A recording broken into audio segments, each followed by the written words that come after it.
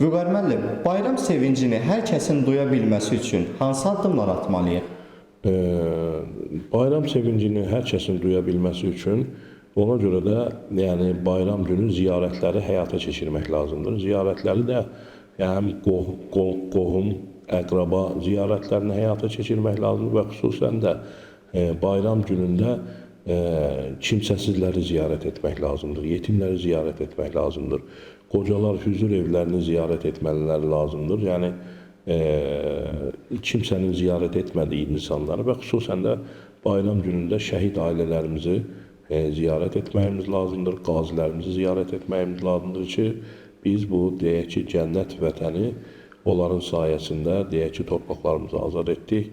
Ona görə də biz hər zaman şəhidlərimizə, qazilərimizə minnətdar olmalıyıq və onları da bayramını təbrik etməliyik.